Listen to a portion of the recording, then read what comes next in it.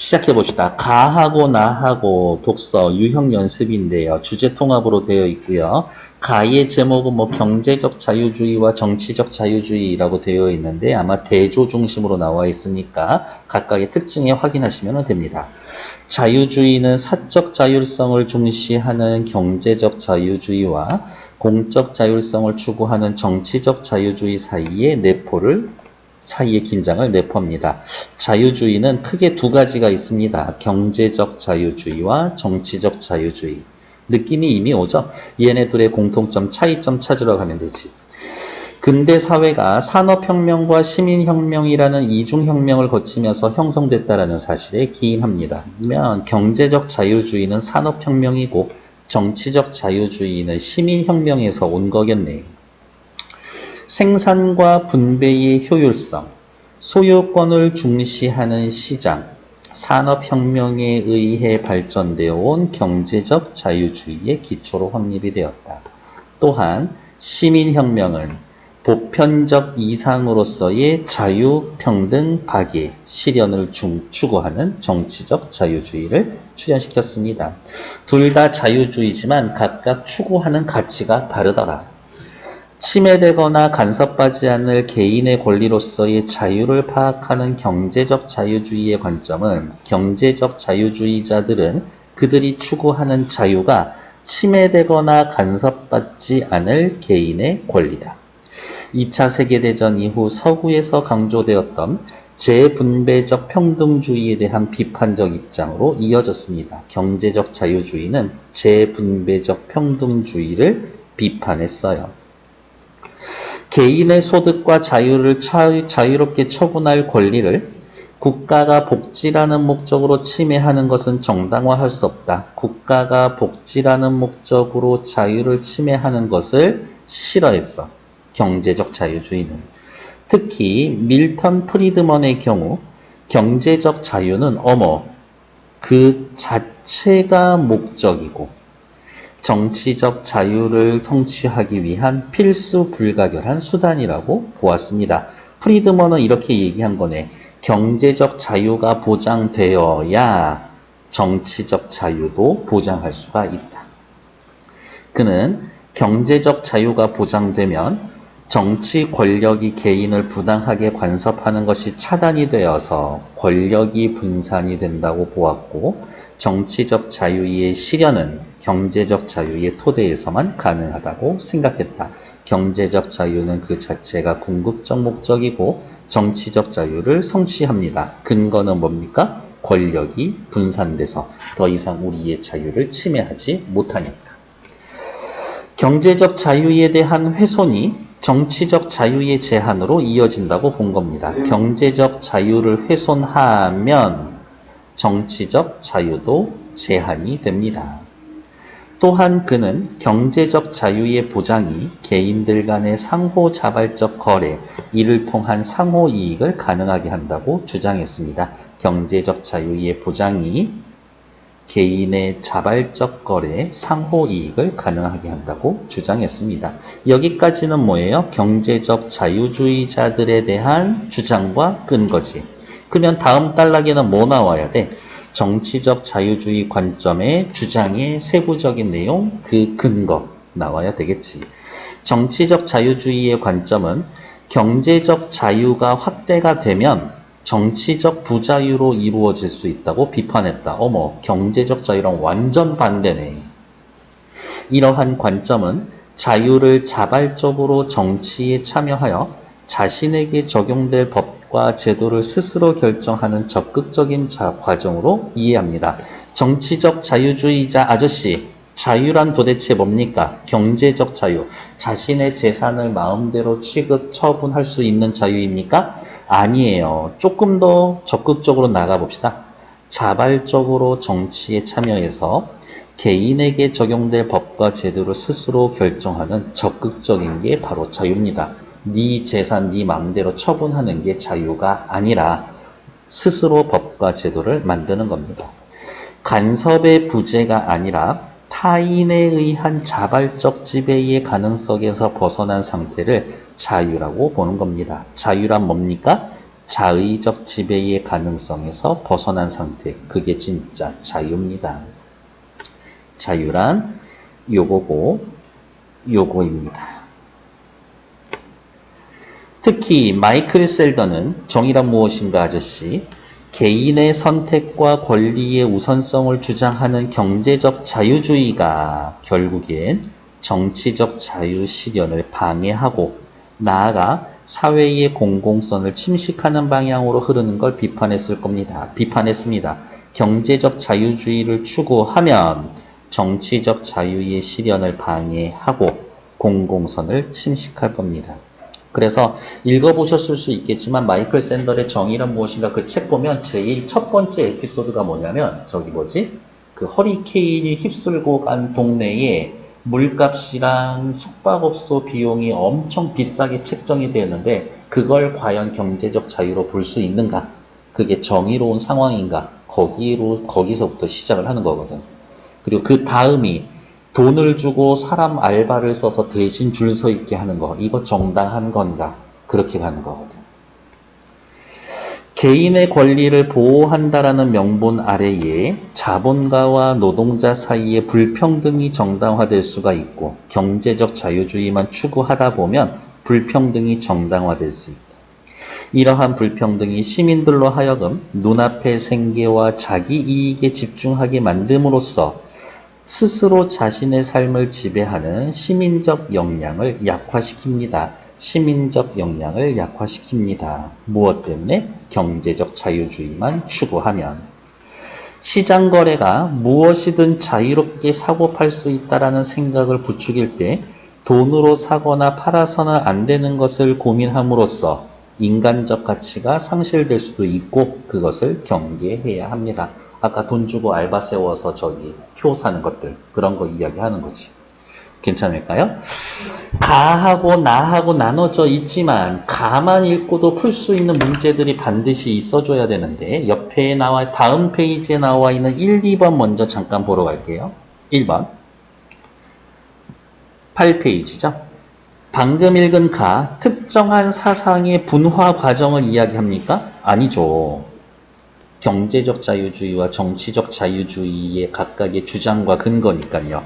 각각의 사상적 흐름도 없고 상호 보완되는 것도 아니지. 2번 탈락. 서로 다른 사상이 좋아. 하나로 통합돼? 아니요. 통합되지 않아. 탈락. 하나의 동일한 사회 현상을 이해하는 학자들의 다양한 격에 동일한 사회 현상 제시된 거 있나? 없어. 가만 봐도 이거 5번이 답이지. 특정한 개념, 자유주의에 대한 상반된 관점에 대해 이야기하고 있다. 괜찮죠? 이렇게 답이 나와서 5번이 답이면 뒤에 거 읽어야지. 이제 읽을 나는 특정한 생산 방식, 아까 눈 슬쩍 주워봤더니 포드 자동차, 거기 생산 방식이 불러온 문제, 그 문제를 해결하기 위해 도입된 사회적 해법에 대해 설명하고 있구나 라고 하면은 엄청 많은 정보를 얻고 가는 거죠. 이제 밑으로 내려와서 2번 문제 처리하러 갈게요. 가의 세부 내용과 일치하지 않는 것은 밀턴 프리드만, 이 아저씨 누구였어? 경제적 자유주의자였죠?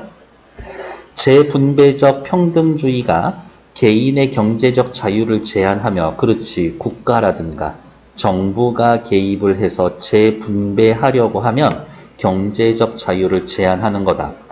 이러한 권리 침해가 복지라는 목적으로 정당화될 수가 없다. 이 아저씨 아까 복지 싫어한다고 체크했죠? 맞고. 경제적 자유주의에서는 경제적 부자유가 정치적 부자유로 이어진다라고 보는 반면 정치적 자유주의에서는 정치적 자유가 경제적 자유와 관련이 없다고? 아니요. 관련이 있죠. 정치적 자유주의에선 경제적 자유만 추구하다 보면 정치적 자유가 침해될 수 있다 라고 해서 문제점을 지적했었지. 그러니까 2번 틀리죠. 경제적 자유주의에서는 자유를 외부로부터 간섭하지 않을 권리로 정치적 자유주의에선 자유를 자신에게 적용될 법을 스스로 결정하는 과정 나쁘지 않지. 특히 경제적 자유주의에선 자유를 간섭하지 않을 개인의 권리를, 그것을 뭐라고? 목적 그 자체로 보고 있는 거고. 마이클 셀더는 정치적 자유주의자죠. 개인의 선택권과 자기 이익을 우선시할 경우, 다른 말로 이야기하면 경제적 자유만 추구할 경우 공공선을 추구하는 시민적 역량이 훼손된다. 인간적 가치가 상실될 수 있다. 문제점을 지적했었지. 자유주의는 사적 자율성과 공적 자율성이라는 서로 다른 목표 사이의 긴장을 내포하고 사적 자율성, 경제적 자율성, 공적 자율성, 정치적 자율성, 이것은 산업혁명에서 온 거고 시민혁명에서 온 거고, 우리 아까 화살표 표시했을걸요? 첫 번째 문단에서 근대사회의 성립 배경에 기인합니다. 괜찮지? 그래서 답은 2번. 다시 앞으로 돌아와서 이제 나달락 읽으러 가야죠. 나달락 읽고 푸는 것들은 여러분들 드릴 거예요. 조금 집중해 봅시다. 포드주의는 테일러주의라는 노동재편 양식의 완성으로서, 테일러주의가 먼저 있었고 포드주의가 나왔으며, 이 포드주의가 노동재편 양식을 완성시켰습니다. 그러니까 노동자의 삶을 완전히 새롭게 만들어버린 거지. 기술적 패러다임입니다. 패러다임 뭐라고 해석하라고 했어요? 그 시대의 대세. 과학적 관리로 이루어진 테일러주의는 노동활동을 구상과 실행으로 분리함으로써 노동 과정에서 노동자 집단의 숙련을 박탈했습니다. 테일러주의는 과학적 관리고요. 노동의 구상과 실행을 분리해서 이렇게 일을 시키면 어떨까 생각하는 사람과 실제로 거기 현장에서 일하는 사람이 달라. 노동 과정에서 숙련을 박탈했습니다. 이 작업만 10년, 20년 한 사람이 더 이상 필요가 없어. 초보자도 뽑아서 일 시키려면 시킬 수가 있는 거지. 그 결과 숙련공과 비숙련공의 구분은 구상을 담당하는 기술자와 단순 기능공의 구분으로 전환이 되었다. 옛날 공장 가면 숙련공과 비숙련공으로 사람을 나눌 수 있었는데 이제는 기술자와 단순 기능공으로 전환이 되었어. 10년 다니면 뭐해? 초짜랑 월급이 똑같고 하는 일이 똑같아져 버리는 거지. 이에 더해서 포드주의는 이제 포드주의, 기술자와 단순 기능공을 자동기계 시스템에 통합시킨 일관 생산 체계를 구성함으로써 테일러주의를 완성했습니다. 즉, 노동의 과정이 컨베이어 장치와 공작 기계에 통합이 되고 노동의 핵심은 이제 더 이상 사람이 아니야. 노동자의 배치는 기계 시스템의 성격에 의해 결정되었다. 이 작업은 어려우니까 숙련공 당신이 여기에 와서 일하세요. 이게 더 이상 없어. 노동자의 배치가 기계 시스템으로 결정이 됩니다. 이러한 변화는 생산성 향상, 엄청 좋네. 대표적으로 자동차의 생산성은 11배 증가했고 철강, 유리, 고무산업 등 관련 산업 분야에 확산이 되었습니다. 여기까지는 포드주의에 대한 특징, 테일러주의의 특징, 장점. 근데 장점만 있나? 아니죠. 그러나 이제 중요한 얘기는 여기지. 문제점 나올 거라고 했잖아요. 그러니까 1에 5번. 특정한 생산 방식이 불러일으킨 문제. 이제부터 본격적으로 나오지. 기계 시스템의 획일적 작동이 전체 집단의 작업 리듬을 결정합니다. 그러니까 나 오늘 삘 꽂혀서 일 진짜 잘 되는데 나 쉬지 않고 한 4시간 연속 일할 거야. 이게 아니라 그냥 기계가 굴러가면 피곤해도 계속 나사 쪼이고 있어야 돼. 너무 컨디션이 좋아도 한참 기다리고 있어야 돼. 이 가는 순서가 있으니까. 그러니까 노동자가 할 수 있는 일이 아무것도 없어. 작업에 대한 통제권이 상실. 노동자의 직무 자율성을 박탈하여 개별적 태업을 불가능하게 했다는 것입니다. 나 귀찮은데 여기 나 지금 이 자동차 컨베이어 벨트에서 흘러가고 있는데 타이어 달아놔야 되는데 싫어, 몰라, 안 해. 이 뒤에 작업이 다 엉켜. 쉴 수가 없어. 그 결과 노동자들은 작업장에서의 빼앗긴 권력을 노동자들 간의 연대를 통해서 작업장 밖에서 자신들의 권력을 찾으려고 해요. 여기에서 뭐 권력이라고 하지만 뭐 권리, 자신의 작업에 대한 자율성 정도로 확인해야죠. 또 다른 문제는 생산 방식의 변화가 가져온 생산성 상승, 물건 엄청 만들어 사주는 사람이 있어야지. 공급은 지속적으로 팽창했지만 수요는 정체되었어. 특히 노동자의 실제 임금이 정체돼서 생산성 과잉 상승은 과잉 생산의 문제. 물건 그렇게 만들면 뭐해? 살 수 있는 사람이 없는데. 그렇게 생산량이 늘어나면 어떻게 해? 노동자의 실제 임금이 같이 상승해야 돼. 근데 포드주의의 핵심은 뭐야? 효율성이야. 임금을 적게 주려고 한 거거든. 그러니까 문제가 되는 거지. 그래서 공급과 수요의 간극이 생기고 대공황, 2차 대전의 파국의 한 원인이 되었습니다. 하지만 2차 대전이 끝나고 난 다음에 사람들이 생각했지. 도대체 어디에서 문제가 온 걸까? 해결책 찾아봅시다. 선진 자본주의 국가에서는 70년대 중반까지 포드주의적 생산 방식에 힘입어 괄목할 놀랄 만큼 경제 성장을 누렸고 이 시기를 자본주의 황금시대라고 일컫습니다. 왜 자본주의 황금시대? 돈이면 다 해결이 될 거야.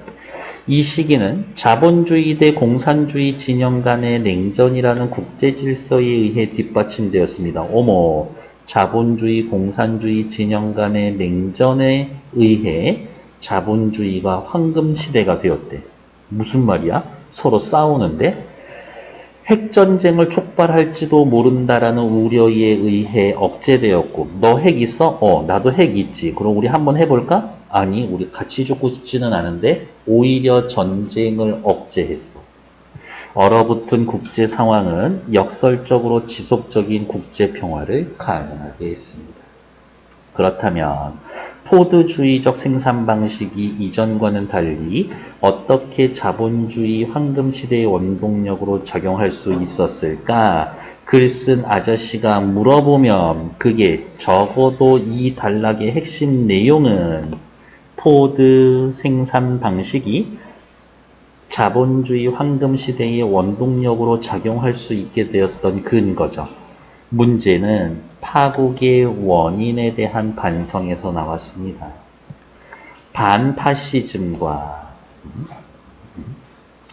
반파시즘과 평화라는 광범위한 사회적 합의가 형성이 되어서 야, 파시즘 없어야 되지 않겠냐? 평화로워야 되지 않겠냐? 그래, 오케이, 그거는 인정.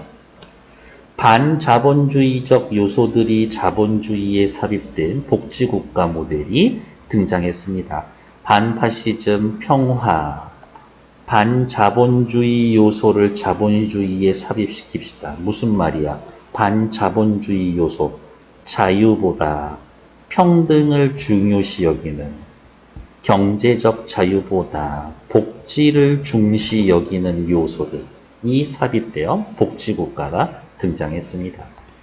요컨대 너무 사랑스러운 말이죠. 요약해준대잖아요.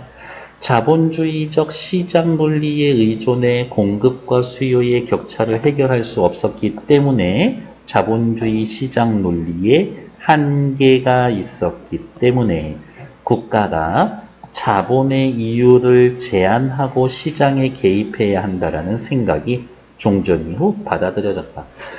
저거 기업에게만 맡겨놓으면 안 되겠는데? 라는 생각이 들어가는 거죠. 그러니까 어떻게 해요? 국가의 기능과 국가의 역할이 증대되는 거지.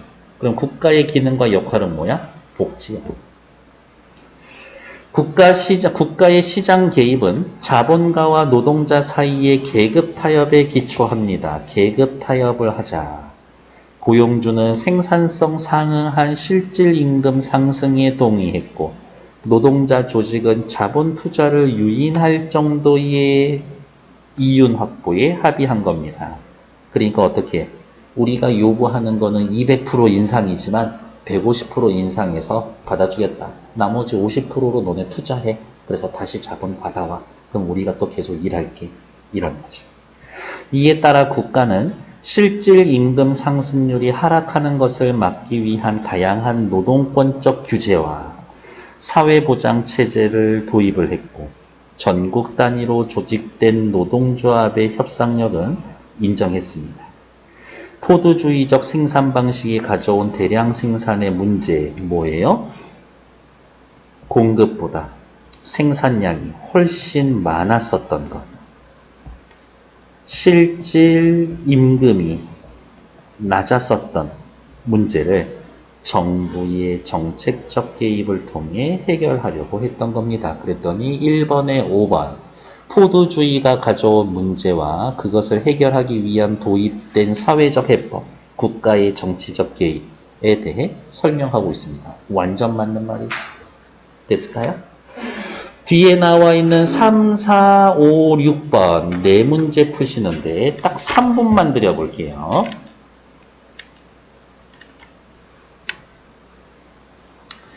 테일러주의의 과학적 노동관리 방식에 자동기계 시스템, 컨베이어 벨트 결합해서 완성된 생산 방식입니다. 그렇지. 노동 과정을 구성하는 기술자 단순 노동에 참여하는 단순 기능공으로 노동자 집단이 구분되는 것을 전제로 합니다. 괜찮죠? 자, 노동자들 이 두 줄로서 이쪽은 기술자, 이쪽은 단순 노동자. 괜찮죠? 그 전에는 뭐였는데?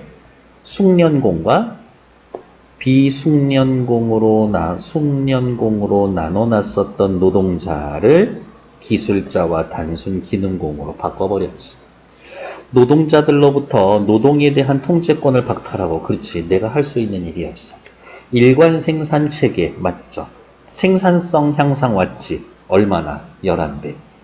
공급 과잉의 문제를 발생시켰습니다. 결국엔 이러한 문제가 어떻게 2차 대전까지 이어졌습니다. 그렇게 얘기를 해주고 있죠. 노동자들의 불만을 제기하는 방식을 작업박 노동자들 간의 연대에서 작업장 내 개별적인 태업으로 전환시켜? 아니요. 작업장 내 개별적인 태업이 안 됐기 때문에 노동자들 간의 연대가 작업장 밖에서 이루어졌지. 그러니까 4번 틀린 거죠. 결국에 3번 문제 물어본 거는 뭐예요? A와 B로서의 사회 현상이 변화하고 있습니다. 그러한 과정이 A에서 B로 가는 건지 B에서 A로 가는 건지 순서만 잘 체크하고 화살표 표시만 잘해도 된다지. 냉전이 불러온 역설적 평화, 너 핵 있어? 나도 핵 있지. 같이 죽기는 싫은데. 그래서 그것과 함께 노동 자본의 관계에 대한 국가의 중재, 국가가 개입하기로 했어. 이익을 어느 정도로 통제하고 바깥에서의 너네 노동자들의 교섭권, 교섭력을 인정해 줄게. 선진 자본주의 국가들의 번영을 가져온 원동력이 되었습니다. 괜찮죠? 그래서 틀린 건 4번. 4번 문제, 기역의 입장은 뭐예요? 정치적 자유주의네요. 정치적 자유, 어디가 있을까? 정치적 자유주의 입장. 70년대 신자유주의, 영국의 대처 내각과 미국의 레이건 정부는 각종 노동시장에서 규제를 제거해서 누구 편 들어준 거야? 기업 편 들어준 거지. 고용 여부와 고용 시간을 자유롭게 결정하는 노동시장 유연화를 유도했습니다. 완전 지금 우리나라 현실이에요. 지금 이게 벌어질 거야.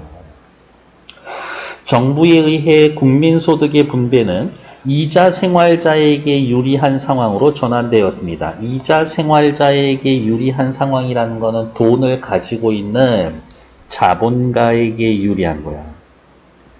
자본가에게 유리한 거야. 상대적으로 일해서 돈을 벌어야만 하는 근로자들에게는 불리한 거야. 예컨대 미국의 경우 레이건 정부 출범 이전 0.3%였던 장기 실질 이자율이 1983년 8.1%로 급상승했습니다. 노동자들 다 주고 난다는 얘기예요. 90년대 들어 국제금융시장은 더욱 투기적으로 변화했습니다. 일해서 돈을 버는 게 아니라 돈이 돈을 벌게 하는 거지. 그러면 어떻게 되겠어? 나중에 결국엔 양극화가 되는 것이죠. 90년대 중반 국제금융시장의 하루 평균 매출액은 전 세계 하루 평균 무역액 100억 달러의 100배가 되는 훨씬 넘는 규모로 결정을 됐습니다.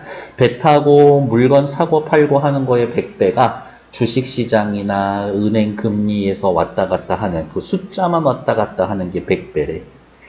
90년대 유럽 통화, 멕시코 아시아의 금융위기로 이어지는 배경으로 작용했어. 그러니까 이게 필요하다고 라고 얘기하겠지.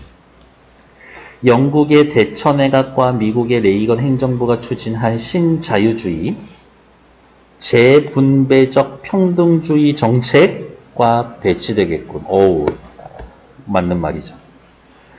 신자유주의를 바탕으로 한 노동시장의 탈규제화, 유연화가 누구한테 불리해? 노동자한테 불리해 정치적 자유를 침해할 수가 있어. 90년대 투기적인 자본, 금융자본이 성장했어 국제금융위기가 발생했지. 시장을 통한 거래의 확대가 모두의 경제적 이익으로 이어지지 않았어. 돈 먹는 놈만 먹고 가난한 사람들은 계속 가난해졌지.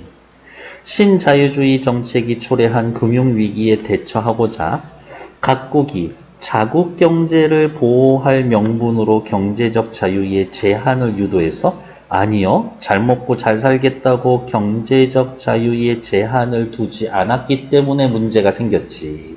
그러니까 일단 틀리고 각국 시민의 정치적 자유가 제한되었을 겁니다. 여기까지 이어지지 않죠? 요렇게 이어지는 거는 맞아. 앞에 본문에 의하면. 그런데 이 얘기가 보기에는 없어. 보기에는 얘기가 없어. 장기 실질 이자율이 급상승. 노동자보다 이자 생활자에게 유리해. 노동에 대한 금융의 상대적 분배를 높여 돈 들고 있는 놈이 더 많이 가져가. 자본가와 노동자 사이의 불평등을 고착화하는 데 영향을 줄 거야. 그렇겠죠. 답은 4번. 피곤해 죽겠지 지금. 졸려 보이는 것 같은데 내 기분 탓인가?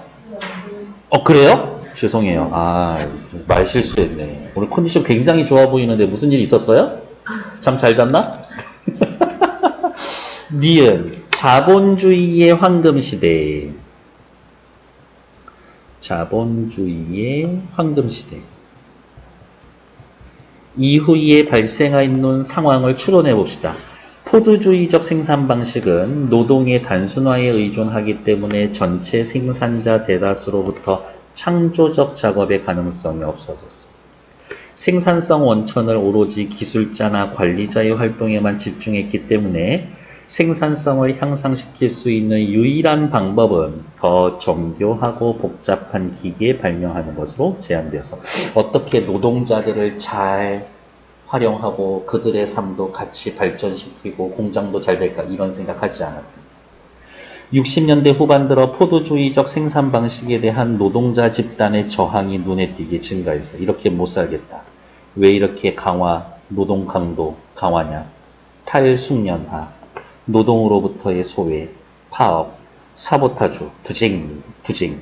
이와 같이 기계에 의존한 생산성 한계가 있고 노동자 집단의 저항은 자본열 수익의 저하로 나타나게 되었습니다. 아무리 기계가 좋고 시스템이 있고 컨베이어 벨트가 잘 굴러가도 결국엔 노동자들이 일 안 하면 물건 못 만들어. 틀린 거 찾기. 노동 소외 현상에 대한 반작용으로 조합의 통제에서 벗어나려는 시도? 아니요. 오히려 공장 밖에서 조합이 만들어지지. 그러니까 1번 틀리죠. 새로운 기계를 개발하는 것, 노동자의 작업 리듬에 자율권 부여하는 것, 생산성을 높이려고 했다. 생산성 향상의 한계, 노동자 집단의 저항 증가, 자본 수익률이 저하. 그러니까 어떻게? 더 이상 이대로는 안 되겠다. 우리 한번 터놓고 얘기합시다. 계급 타협에 기초한 복지국가 모델의 위기를 불러일으킬 수 있을 겁니다. 괜찮죠? 기술자와 관리자에 의해 통제되는 일관 생산 체계의 생산성 한계를 극복하기 위해서 더 이상 이렇게만은 안 돼. 구상과 실행이 분리된 방식, 구상, 기술자와 실행, 노동자가 분리된 생산 방식을 개혁하려는 시도가 기획될 수 있어. 자본의 수익률 저하에 직면한 자본가, 노동 강도의 강화, 탈숙련화, 노동으로부터의 소외 등에 저항하는 노동자 집단 사이에 갈등이 격화될 수가 있어. 괜찮죠? 틀린 건 1번. 6번의 답 몇 번 하시면 되겠어요? 긴, 하다, 토대, 재편, 파국, 괄목. 뜻은 틀린 건 5번. 괄목. 관심을 가지고 주의 깊게 봅니다. 자, 여러분 여기 주목. 이런 뜻이지. 괄목은 눈을 씻다. 오, 매우 놀람이에요. 어떻게 매우 놀람? 괄목상대라는 말도 있죠. 눈을 씻고 상대방을 바라봅니다. 라고 할 때. 삼국지 시절에 위초고의 오나라에 싸움 잘하는 여몽이라는 사람이 있었어. 이 사람이 그 관우 죽인 사람인데 싸움 엄청 잘하는데 글을 몰라. 그래서 노숙이라고 하는 사람이 서로 친해. 그래서 막 글도 모르면서 글도 좀 배우고 그래야지. 싸움만 잘하면 나중에 안 돼. 해놨는데 어느 날 문득 다시 우연히 만났는데 너무 똑똑해진 거야. 그래서 이 사람이 내가 알고 있던 그 여몽이 여몽인가 하며 눈을 씻고 바라봤다. 그래서 괄목상대, 눈을 씻고 상대방 바라봅니다. 이런 뜻이네요. 잠시만요.